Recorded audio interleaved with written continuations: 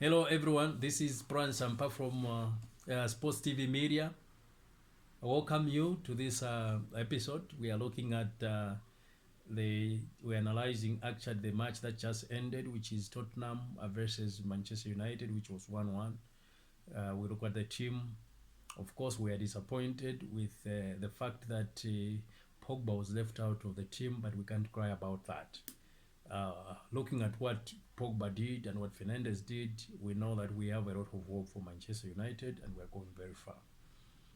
Um, One thing I have a problem with Solskjaer is that it takes long to make substitutions.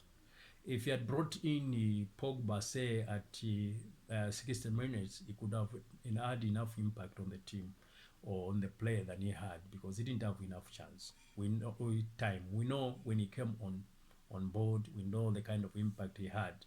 So if he was introduced much earlier, he could have made more impact and we could have won the game.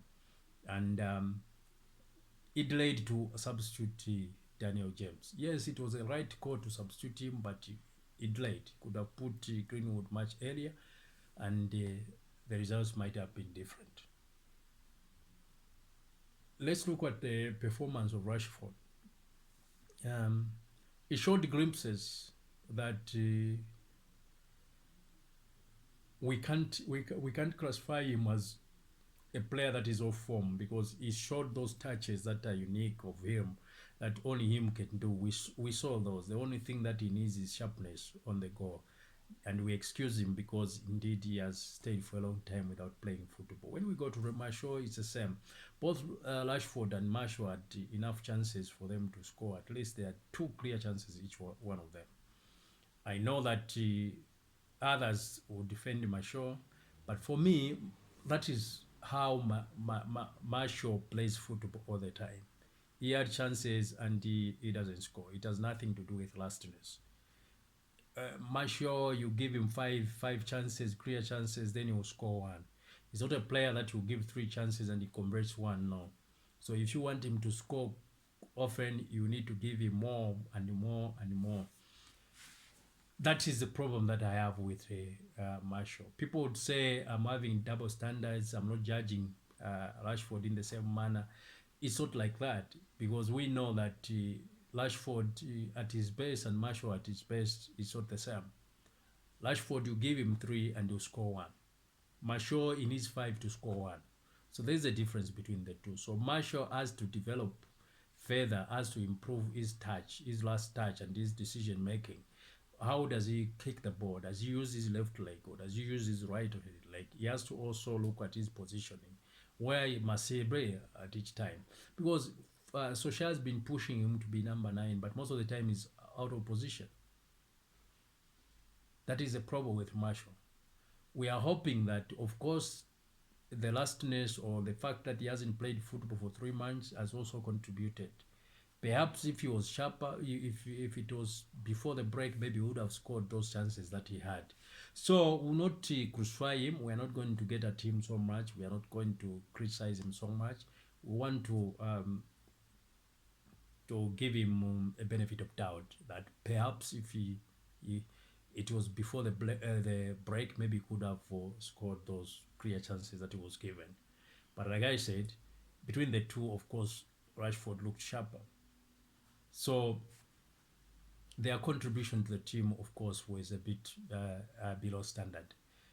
It's not what we expected because if we were up and running just from the word go, we could have scored more than the one goal that we scored through Fernandes and Pogba. When we look at Pogba, it showed why Manchester needs him. I tend to laugh when people say Pogba must score. Pogba is one of the best players that you can have. What we need to do is to ensure that we help Pogba realize his potential. What does he need? He needs better players to be playing alongside him. And now he has Fernandes. And we know from the way they coordinated just in the short time that he was in the team, we know that there's a lot that has to come from them, the both of them. And they are going to scare any defense, any midfield. They are going to overrun any midfield, the two of them. What I see is a kind of partnership that Rooney had with Ronaldo, whereby they were able to overrun team, just the two of them. This is what I see between Fernandes and Pogba. So this should be encouraged. All those that are saying Pogba must be sold, must go what, they are not helping our team. Our team must ensure that it returns Pogba, and the partnership between Pogba and Bruno Fernandes should be promoted. Another person that we should promote is Greenwood. He has too much in him that if we can help him towards the end of this season and next season, very soon we'll be talking about him to be as good or even better than Rashford. Because we know that he's more skillful, he's more talented than Rashford. Therefore, if we can allow him to develop quickly, he is going to do that. Most people have said, no, he's young, don't rush him, don't rush him. But look what Erling Haaland and what he's able to do at his age. Look what Abrams for Chelsea. And our Greenwood is more talented than Abrams. I can go on and on talk about the young players that are playing now and making an impact now. What we need to do is to promote him to ensure that he has enough game time.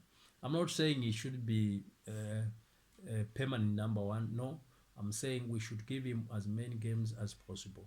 At least in the Premier League, if we start next season, he shouldn't play less than 15 games. We should give him at least 15 and going up, so that he can quickly be ready for that role, because we have in him one of the best players that you can have if we develop him. We go to Wan-Bissaka, he was a bit lusty and he couldn't play the way we know him. Sometimes he could lose the ball quite easily, and another time he was almost dribbled past, and we know it's an characteristic of Wan-Bissaka. But we excuse him because of the time that he has stayed without playing football, any competitive football.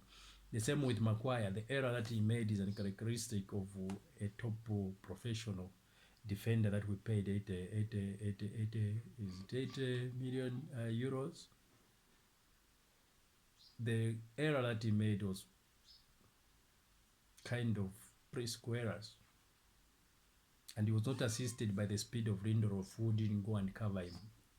That is why I agree with people who have said that we need a faster partner to Maguire. But also Maguire should be encouraged to develop, to try to improve on his speed, recovery time, when he loses the ball, when he's dribbled pass. He's a professional. Why can't he train to run, to sprint, so that he's able to cover when he makes a mistake like that one? Let's look at the way Wan-Bissaka plays. You'll be thinking you are past him, but you'll be surprised that you are going without the ball. He has gotten it away from you. So Maguire also should develop that. He should improve on that area. Let us not just talk about Lindelof. Let's talk about him. He must make an effort to improve all his speed, the recoveries. He must make an effort to do that. He's a professional player. He can train to run fast, to sprint. But in the meantime, we need someone faster besides him. That's why I said we need to go with Eric and not Lindelof. Not that Lindelof is not good, no. But the partnership, like everyone has said, doesn't work. Luke Shaw was doing more of attack than defending. And even the goal that Tottenham scored was due down to him. He didn't head the ball properly. And therefore, he was also out of position. And therefore, Tottenham pounced on the chance and they scored before we realized. Look at De Gea, he continues to make mistakes, but for me, I still believe that there's still something in De Gea. All we need to do is to encourage him, to help him rediscover his form. We can be excited about Henderson from the one at Sheffield United. We can be excited about him. But what proof do we have that the same way he has played, he's just a teenager, just beginning. De Gea is proven. What guarantee do we have that this Henderson will continue performing in the same manner that he has performed at Sheffield United? Let us not be excited for nothing. We still need De Gea. Let us promote him. Let us encourage him. Let us be there for him. Let us support him. He has been there for our team.